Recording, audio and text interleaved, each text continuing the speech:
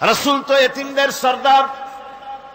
পৃথিবীর কোন এতিম যেন বলতে না পারে নবীজি আমার ব্যাপারে কি বলবেন, আমি তো এতিম মানুষ, আর তিনি আমার ব্যাপারে কিভাবে আমার দরদ বুঝবেন। নবীজিকে আল্লাহ পাক কেমন এতিম বানালেন, সমস্ত দুনিয়ার এতিমদের সর্দার বানালেন। মায়ের পেটে যখন তিনি ছিলেন 6 মাসের সময় মায়ের পেটে থাকাকালীন বাপের এতিম হয়ে গেলেন। যখন প্রসব বেদনা শুরু হয়েছে মায়ের, দুনিয়ায় যখন তিনি আসবেন, হযরতে আমেনা ঘরের ভিতরে বসে তার অবস্থাটা কি, এই সন্তান পৃথিবীতে আসতে পারে যিনি সবচাইতে বেশি খুশি হবেন তিনি তো আজ দুনিয়ায় নাই। মনের ভিতরে কত কষ্ট।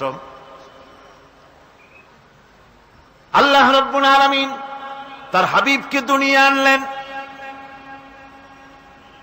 রাসূলের দাদা ঘরের সামনে তাঁবুর সামনে দাঁড়ায়া তায়েফ থেকে আগত সাদিয়া গোত্রের লোকদেরকে বলতেছেন, এই ঘরের ভিতরে একটা এতিম বাচ্চা আছে, বেশি টাকা কড়ি দেওয়া যাবে না, যদি দয়া হয় নিয়ে যাও। গরিব মানুষ, এতিম মানুষ দেখে শুনে কেউ আর নিতে চায় না। সবশেষে এলেন ভাগ্যবতী মেয়ে, ভাগ্যবতী মহিলা হযরতে হালিমাতুস সাদিয়া। তিনি এসেছেন, কোনো ছেলে পেলে পায় নাই, সকলের শেষে তিনি এসেছেন। আব্দুল মুত্তালিব বলছেন, এই ঘরের মধ্যে একটা এতিম বাচ্চা আছে, দয়া হলে নিয়ে যেতে পারো। তিনি স্বামীর সঙ্গে পরামর্শ করলেন, এরপরে বললেন যদি দেখতে অন্তত ভালো হয়, মন যদি ভালো লাগে নিয়ে যাব, একেবারে খালি হাতে ফিরে যাওয়ার চাইতে তো ভালো। হযরতে হালিমা বলেন, আমি ঘরের মধ্যে প্রবেশ করলাম, মা আমেনার কোল থেকে শিশু মুহাম্মদ সাল্লাল্লাহু আলাইহি সাল্লামকে যখন আমি কোলে নিলাম, আমি হুজুরের চেহারার দিকে নজর করে দেখলাম, আমার কাছে মনে হলো যেন পূর্ণিমার চাঁদটা আমার কোলে ধরা দিয়েছে। রাসূল কি শিশু মুহাম্মদ সাল্লাল্লাহু আলাইহি সাল্লাম কি যখন নিয়ে বাড়ির দিকে রওনা হলাম, যে গাধা আমার সকলের পেছনে এসেছে সেই গাধা এখন সকলের আগে ছুটে চলে যায়। এরপরে বাড়ি যখন নিয়ে গেলাম, কুয়ায় পানি বাড়লো, গাছে ফসল বাড়লো, খেজুর গাছে খেজুর বাড়তে লাগলো, জমিনে ফলন বেড়ে গেল। রাসূলের দুধ বোন সাইমা রাসূলকে নিয়ে মুহাম্মদ সাল্লাল্লাহু আলাইহি সাল্লাম তাকে দোলনা নিয়ে দোল দিতেছে। কি আশ্চর্য অবস্থা! সাইমা তাকে দোল দিচ্ছে আর বলতেছে, বেঁচে থাকুক মুহাম্মদ সাল্লাল্লাহু আলাইহি ওয়াসাল্লাম, সে দীর্ঘজীবী হোক। কবি লিখতেছেন, কি আশ্চর্য কথা, বেদুইন বালিকা কারে নিয়ে দোল দেয় সে কি তা জানে? বিশ্বনবী মুহাম্মদ রাসূলুল্লাহ সাল্লাল্লাহু আলাইহি ওয়াসাল্লাম এভাবে এতিম অবস্থায় জীবন তার শুরু হলো। যখন তিনি ফিরে এলেন 6 বছর বয়সের সময়, যখন মায়ের কাছে তিনি ফিরে এসেছেন, প্রতিদিন তিনি খেলা দেখতে যান ময়দানে। ইতিহাসের মধ্যে লেখা হয়েছে, মা প্রতিদিন সন্ধ্যার সময় তাকে ফিরে পান। আজকে সন্ধ্যা হয়ে গেছে, শিশু মুহাম্মদ সাল্লাল্লাহু আলাইহি সাল্লাম বাড়ি ফেরেন না। কারণ কি, কেন বাড়ি ফেরে না? সন্ধ্যার দিকে তিনি চলে গিয়েছেন পাহাড়িয়া ময়দানে, যে দেখেন ধুধু করতেছে চতুর্দিকে, সন্ধ্যা হয়ে গেছে, অন্ধকার হয়ে গেছে, কোনো ছেলে পেলে নাই, কেউ নাই। পাহাড়ের পাদদেশে বসে শিশু মুহাম্মদ সাল্লাল্লাহু আলাইহি সাল্লাম কাঁদতেছেন। মা প্রশ্ন করলেন, বাবারে সন্ধ্যা উত্তীর্ণ হয়ে গেল, কেন একা একা বসে বসে কাঁদো?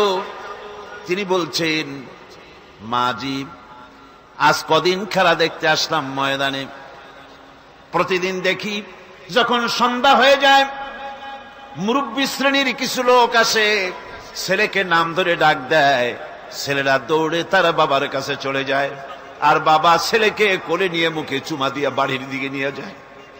আমি আজ কদিন পর্যন্ত এই ময়দানে এলাম, কোনদিন সন্ধ্যা বেলায় তো কেউ এসে আমাকে মুহাম্মদ বলে একটা ডাক দিল না। আমার আব্বা কি নাই?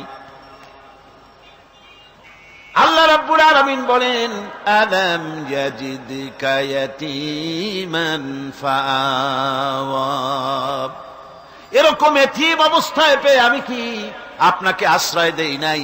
আপনাকে আমি পেয়েছি এতিম অবস্থায়, এরপরে আমি আপনারে আশ্রয় দিলাম। ওয়া ওয়াজাদাকা দাল্লান ফাহাদা, এরপরে আমি আপনাকে পথ হারা পেলাম, আমি আপনাকে পথের দিশা দিয়া দিলাম। ওয়া ওয়াজাদাকা আইলান ফাআগনা, এরপরে আমি আপনাকে দরিদ্র অবস্থায় পেয়েছি, তারপরে আমি আপনার দারিদ্র্য মুক্ত করেছি আপনাকে। সুতরাং ফাআম্মাল ইয়াতীমা ফালা তাকহার ওয়া আম্মাস সাইলা ফালা তানহার ওয়া আম্মা বিনি'মাতি রাব্বিকা ফাহাদ্দিস। সুতরাং ও নবী, এতিমের প্রতি নির্মম ব্যবহার করো না, এতিমের প্রতি ভালো ব্যবহার করো, নির্মমতা দেখাইও না। আর ভিক্ষুকতে ধমক দিও না, রূঢ়তা দেখিও না, আর আল্লাহর নিয়ামতের প্রশংসা করো। বহুত মানুষ আছে এতিমরে গলায় ধাক্কা দেয়। মানুষ যখন ভিক্ষা নিতে আসে, গরিব মানুষ ভিক্ষা চাইতে আসছে, ওই মেয়ে আত্মহাইতে জানো, দোয়া কুনুত জানো, বাড়ি যেয়ে কাজ করবা, এই সব আজে বাজে কথা বলে ভিক্ষা দেয় না। সাইলকে ধমক দিতে রাসূল করিম সাল্লাল্লাহু আলাইহি ওয়াসাল্লাম নিষেধ করেছেন, সাইলকে ধমক দিও না। গাড়িতে বসে যাচ্ছেন সাহেব, ট্রাফিক মোড়ে যখন সিগন্যাল জ্বললো, গাড়িগুলি দাঁড়ায় গেল, ফকির এসেছে, হাত নাই পাও নাই, বুড়া মানুষ, একটা পয়সা বার করে না। আবার এই মানুষটি ওই ফকিরকে ধমক দিয়া বার করে দিল। এরপরে এই লোকটি যখন কোনো মাজারের কাছে পৌঁছে গেল, 500 টাকার কড়কড়ে নোটটা ফেলে দিল। বলেন টাকা দরকার কার? মরা মানুষের না জিন্দা মানুষের? কার দরকার? যার টাকা দরকার ছিল তারে দেওয়া হলো না, যার দরকার নাই তারে দেওয়া হলো। এরপরে লোকটা না খেয়ে যখন মারা গেল, পথের ফকির, রাস্তার ফকির, না খেয়ে মারা গেছে। এরপরে তার কাফনের কাপড় নাই, লোকটাকে রাস্তার উপরে শোয়া একটা ছেঁড়া কাপড় দিয়ে ঢেকে রেখেছে। বড় লোকেরা, সাহেবরা তখন গাড়ি দাঁড় করে আর 5টা টাকা 2টা টাকা করে তার লাশের উপরে মারতেছে। এটা মানবতার এর চাইতে লাঞ্ছনা, মানবতার জন্য এর চাইতে গঞ্জনা আর কিছুই হতে পারে না। মানবতার প্রতি লাঞ্ছনা, এর থেকে আর দুর্গতি কি হতে পারে? বেঁচে থাকার সময় 1টা টাকা আপনি দিলেন না, মরে যাওয়ার পর বিদায় হয়েছে বালাই, এখন দেওয়া শুরু করেছে। আমার বন্ধুগণ, এজন্য এতিমের প্রতি দরদ করার জন্য আল্লাহ পাক কোরআনের ভিতরে পরিষ্কার বলেছেন। রাসূল করিম সাল্লাল্লাহু আলাইহি ওয়াসাল্লাম নিজে এতিম ছিলেন, আর এতিমের প্রতি তার এত দরদ ছিল, একবার তিনি ঈদের দিকে নামাজ পড়ার জন্য যাচ্ছেন। প্রতিমধ্যে দেখেন একটা বাচ্চা ছেলে কাঁদতেছে। এই রাস্তায় কত মানুষ গেল, কেউ দাঁড়ালো না থমকে, বাচ্চার ক্রন্দন কাউকে থামাইতে পারল না। কিন্তু বিশ্ব নবী, দয়ার নবী রাহমাতুল লিল আলামিন বাচ্চার কান্না দেখে পাও বাড়াতে পারলেন না। নবীজি দাঁড়ায় গেলেন, জিজ্ঞেস করেন, ও বাচ্চা, ঈদের দিনে কাঁদো কেন? ঈদের দিনে তো কাঁদতে নাই। বাচ্চা বলে, তোমার কাছে বলবো না, আমি সেই সকালবেলা থেকে বসে আছি, আমি যদি মক্কার আব্দুল্লাহর পুত্র মুহাম্মদ রাসূলুল্লাহ সাল্লাল্লাহু আলাইহি সাল্লামকে পাই, মনের দুঃখ তার কাছে বলবো। বিশ্ব নবী জমিনের উপরে বসে পড়লেন, বাচ্চারে কোলের উপরে উঠায় বলেন, বাচ্চা বলো কি তোমার দুঃখ? তুমি যার জন্য বসেছো আমি তো সেই এতিম নবী, কি বলতে চাও? বাচ্চা বলতেছেন, ইয়া রাসূলুল্লাহ, আমার বাবা মারা গেছে। সেই ছোট্টবেলায় একেবারেই তখন মায়ের পেট থেকে আমি আসার পর বাপ মরে গেল, আমার মা আর একজনের সঙ্গে বিয়ে বসেছে।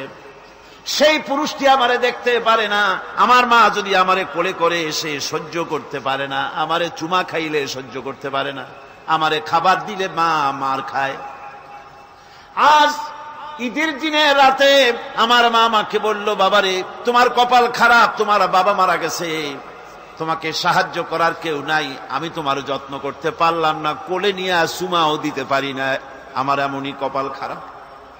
সুতরাং এতিমের দরদ এতিম ছাড়ার কেউ বুঝবে না।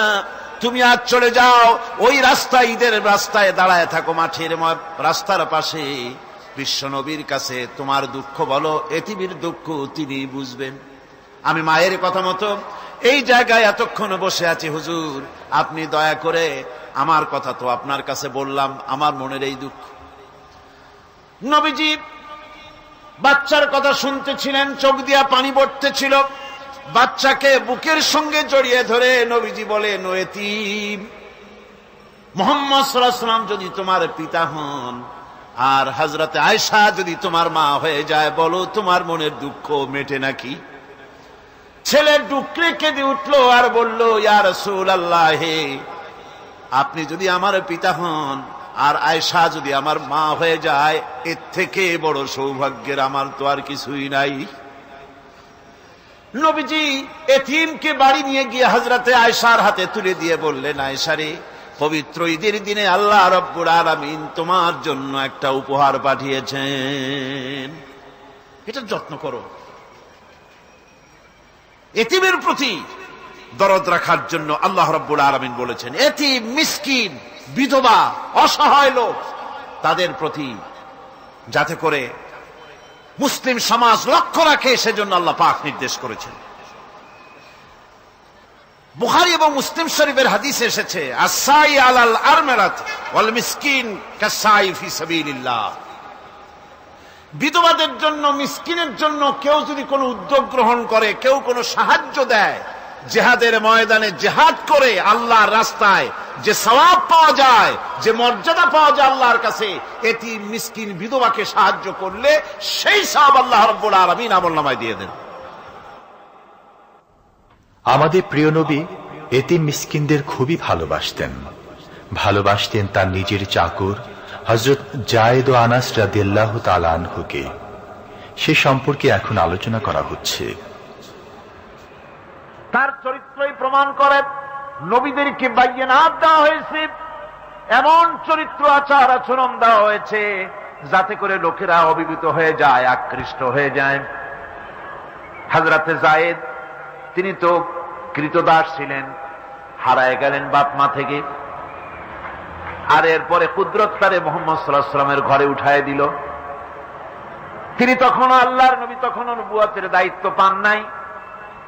যায়েদের পিতার কাছে খবর হয়ে গেল, যায়েদ আছে রাসূলের বাড়িতে, মুহাম্মদ সাল্লাল্লাহু আলাইহি ওয়াসাল্লামের বাড়ি মক্কায়। তারা এসে হুজুরের সঙ্গে দেখা করে বললেন, মুহাম্মদ সাল্লাল্লাহু আলাইহি ওয়াসাল্লাম, জানতে পেরেছি আপনার কাছেই আমাদের ছেলে যায়েদ আছে, মেহেরবানি করে তাকে আমাদেরকে ফিরায় দেন।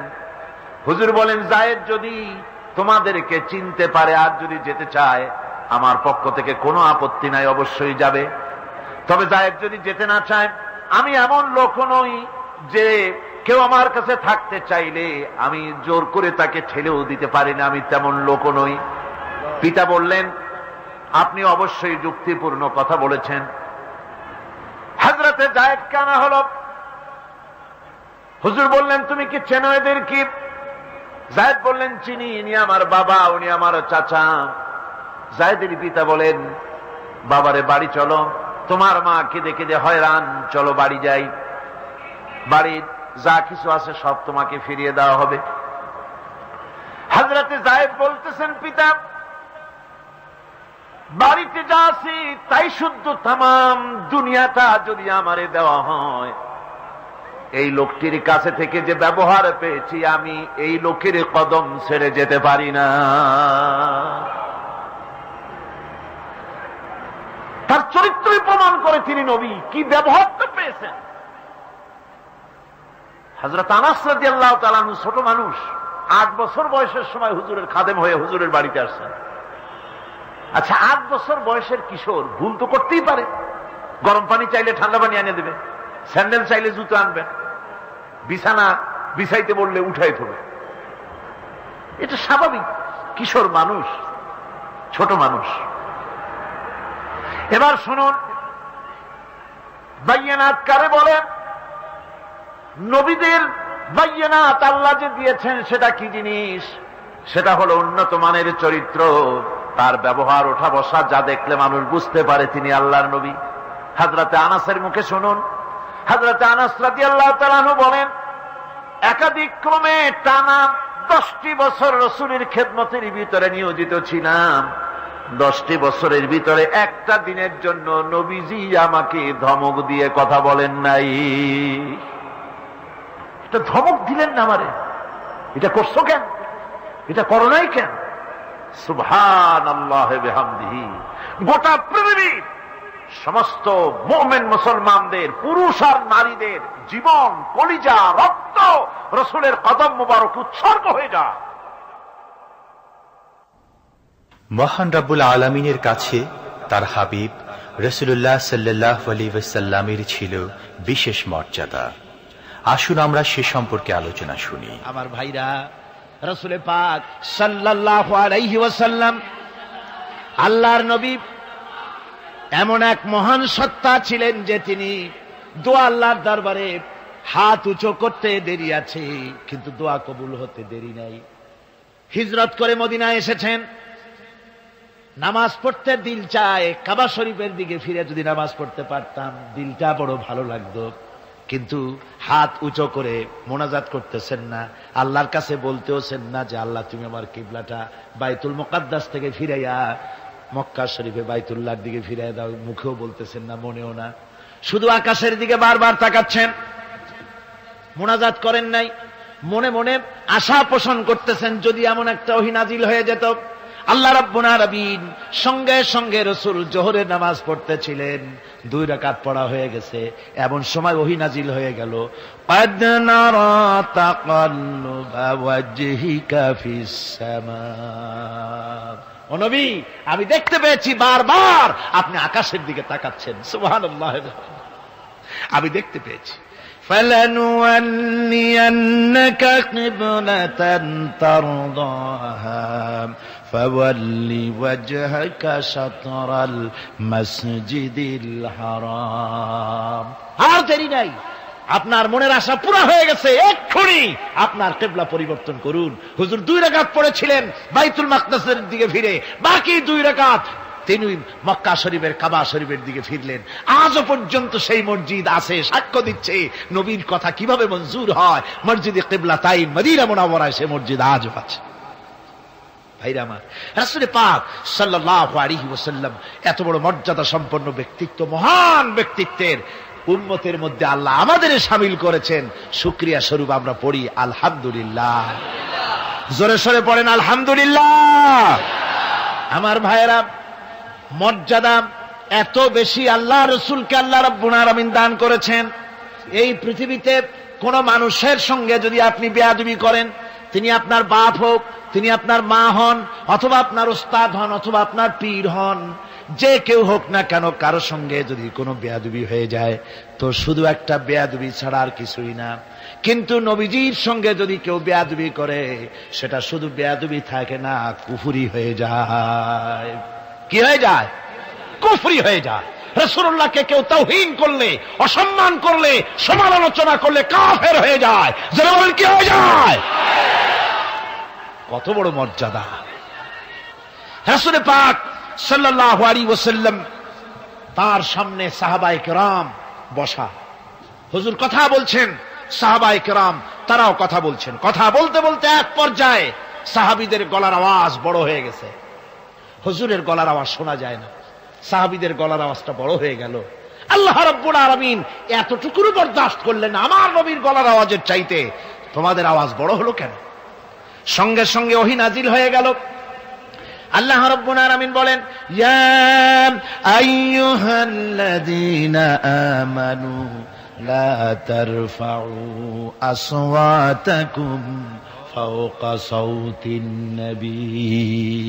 ও বিশ্বাসীরা, খবরদার, তোমরা যারা ঈমান এনেছো শোনো, তোমাদের গলার আওয়াজ যেন আমার নবীর গলার আওয়াজের চাইতে বড় না হয়ে যায়। যদি তা হয়, আনতাহবাতা আমালুকুম, জীবনের সমস্ত ভালো কাজগুলি আমি আল্লাহ বরবাদ করে দেব। আজ পর্যন্ত এই আয়াতে কারিমা রাসূল পাক সাল্লাল্লাহু আলাইহি ওয়াসাল্লামের রওজায়ে আতহারের সামনে সবুজ সাইনবোর্ডের উপরে সোনার অক্ষর দিয়ে এই আয়াতে কারিমা লেখা রয়েছে। সুবহানাল্লাহ। সর্বকালের, সর্বযুগের সর্বশ্রেষ্ঠ মহামানব, সর্বশ্রেষ্ঠ বিশ্বনবী, আল্লাহর পরে যার মর্যাদা, তিনি হচ্ছেন মুহাম্মদ রাসূলুল্লাহ সাল্লাল্লাহু আলাইহি ওয়াসাল্লাম। রাসূলুল্লাহ সাল্লাল্লাহু আলাইহি ওয়াসাল্লামের প্রতি মহান আল্লাহর ভালোবাসার অন্যতম নিদর্শন হচ্ছে মেরাজ। এর মাধ্যমে আল্লাহ রাব্বুল আলামিন তার বন্ধুকে নিজের সান্নিধ্যে নিয়েছিলেন। এখন আমরা শুনব সেই মেরাজের কাহিনী। দুলির ধরা থেকে রাসূলকে আরশে আজিমে নিয়ে যাওয়া হবে। বোরাক এলো। বোরাক হচ্ছে বারকুন থেকে উৎপত্তি। এর অর্থ হচ্ছে বিজলি, বৈদ্যুতিক গতি সম্পন্ন, ঘোড়ার চাইতে ছোট, খচ্চরের চাইতে বড়, এই জাতীয় একটা প্রাণীর মতো হযরতে জিবরাইল নিয়ে আসলে। আমাদের দেশে কারো কারো বাড়িতে আয়নায় বান্ধানো থাকে এই ছবিটা।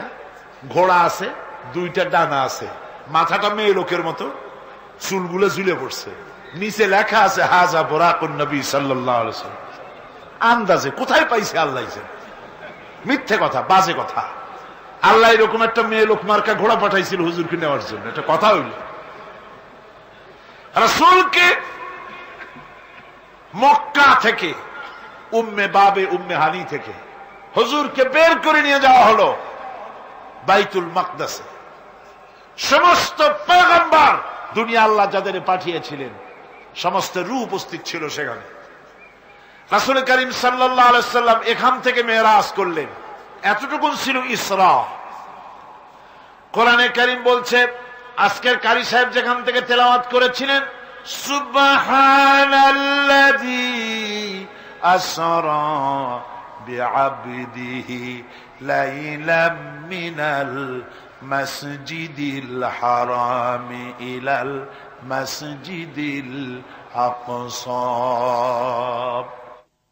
সুবহানাল্লাযী, সমস্ত দুর্বলতা, অক্ষমতা থেকে মুক্ত সেই সত্তা যিনি তার বান্দাকে ইসরা করিয়েছেন, মেরাজ করিয়েছেন। সুবহানাল্লাহ। সমস্ত দুর্বলতা, অক্ষমতা থেকে মুক্ত তিনি পার করে নিয়ে গিয়েছেন। তারপরে মুহূর্তের ভিতরে মহাশূন্য পাড়ি দিয়ে, সেই মহাশূন্য মানে কি? এইখান থেকে সূর্য কত দূরে জানেন না? 9,30,00,000 মাইল দূরে এখান থেকে সূর্য।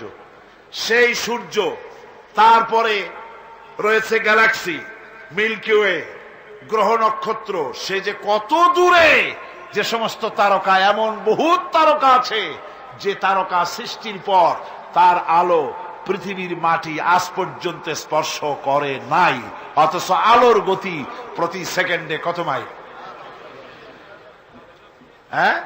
1,86,000 মাইল। এই 1,86,000 মাইলের সেকেন্ড, এর মিনিট, এর ঘন্টা, এর দিন, এর সপ্তাহ, এর মাস, এর বছর, এটাকে বলা হয় লাইট ইয়ার, আলোকবর্ষ।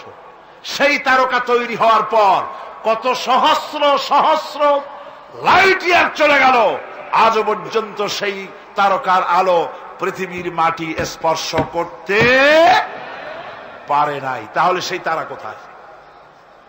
আল্লাহ রাব্বুল আলামিন তার হাবিবকে চাঁদ, সূর্য, গ্রহ, নক্ষত্র, মহাশূন্য পাড়ি দিয়ে, তারপরে 7 আকাশ পাড়ি দিয়ে সিদরাতুল মুনতাহা পর্যন্ত নিয়ে গেলেন। জোরে কোন সুবহানাল্লাহ। এবার সিদরাতুল মুনতাহা পর্যন্ত যাওয়ার পথে যত ঘটনা ঘটল, সেগুলো আপনারা ইতিহাস থেকে পড়ে নেবেন, ওগুলি বলার সময় আমার কাছে নাই। সিদরাতুল মুনতাহায় যাওয়ার পর হযরতে জিবরাইল বলেন, আর আমি যেতে পারবো না, এটা হলো বিপজ্জনক বর্ডার।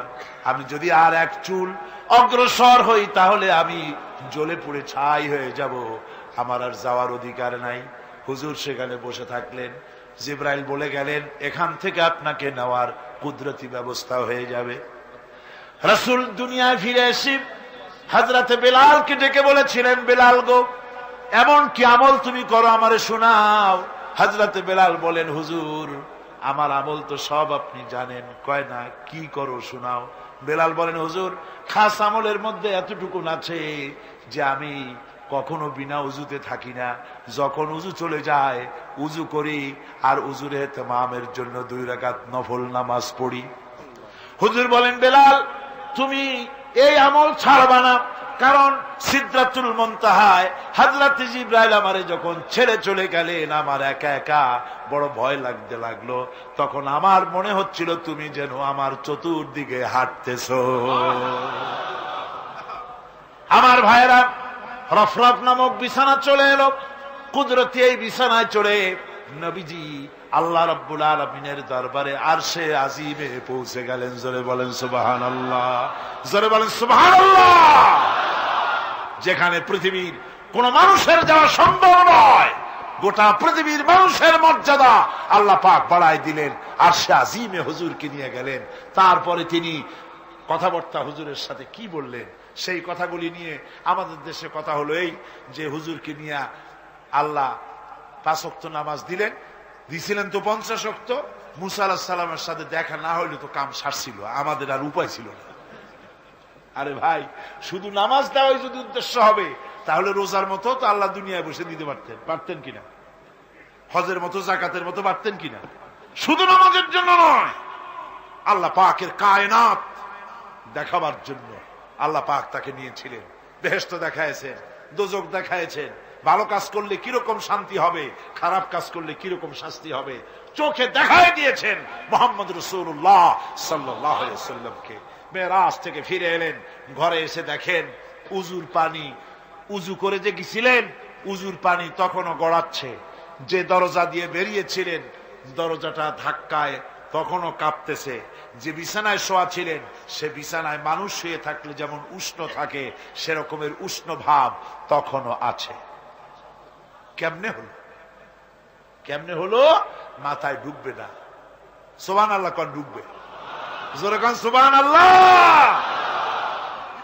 এটার ব্যাপারে কোন বিজ্ঞান দর্শন যুক্তির প্রয়োজন নাই। প্রয়োজন শুধু এতটুকু, আল্লাহ তার হাবিবরে নেবেন, কত দ্রুত নিবেন, কত দ্রুত পাঠাবেন এটা তিনিই ভালো জানেন, আমাদের কোনো জানার কথা না। ঠিক কিনা কর? তবে দৃষ্টান্ত যদি চান তাহলে আমি দৃষ্টান্তটা এভাবে দিতে পারি, বুঝাবার জন্য একটা দৃষ্টান্ত দিতে পারি। সেটা হলো এই, ধরেন বাংলাদেশে কোন প্রেসিডেন্ট আসবে, পৃথিবীর যে কোনো দেশের এক প্রেসিডেন্ট আসবে, এটা আসার যখন খবর হয়ে যাবে তখন পত্র পত্রিকায় রুট বলে দেওয়া হয়, এই রুটে রাষ্ট্রীয় মেহমান রাষ্ট্রীয় অতিথি ভবনে আসবেন, এই রাস্তা দিয়ে সাধারণ ট্রাফিক চলাচল বন্ধ থাকবে। এয়ারপোর্ট থেকে নিয়ে রাষ্ট্রীয় অতিথি ভবন পর্যন্ত মেহমান না আসা পর্যন্ত সমস্ত ট্রাফিক চলাচল বন্ধ। মেহমান পৌঁছে যাবে, তারপরে আবার স্বাভাবিক ট্রাফিক চলবে। এটা জানেন কিনা? এইটা যদি পৃথিবীর সামান্য সলিমদ্দি কসিমদ্দি এই জন্য বলছি, আজ আছে কাল নাই। ঠিক কিনা গণ? আজ মন্ত্রিত্ব গেল, কালকে রাস্তায় দাঁড়ায় বলবে রিকশাওয়ালা আমার একটু নেওয়া, বাজারে মাছ কিনতে যাব। ঠিক কিনা? সুতরাং এদের তো কোনো মর্যাদা নাই, আজ আছে কাল নাই। এই দুনিয়ার সলিমদ্দি কসিমদ্দির জন্য যদি এভাবে ট্রাফিক চলাচল বন্ধ করে দেওয়া হয় তাহলে আকাশ এবং জমিনে আল্লাহ রাব্বুল আলামিনের সর্বশ্রেষ্ঠ মেহমান জনাবে মুহাম্মদুর রাসূলুল্লাহ সাল্লাল্লাহু আলাইহি সাল্লাম, এই মেহমান আল্লাহর দরবারে যাবেন। আল্লাহ যদি বলে দিয়ে থাকেন, আল্লাহ যদি হুকুম করে থাকেন, সময়ের গতি, বার্ষিক গতি, আহ্নিক গতি, আকাশের গতি, সূর্যের গতি, সময়ের গতি, রাত 3:45 10 সেকেন্ড, এখন সমস্ত গতি স্তব্ধ হয়ে যা। আমার হাবিব আমার দরবার থেকে ঘুরে যখন ঘরে ফিরে যাবেন, আবার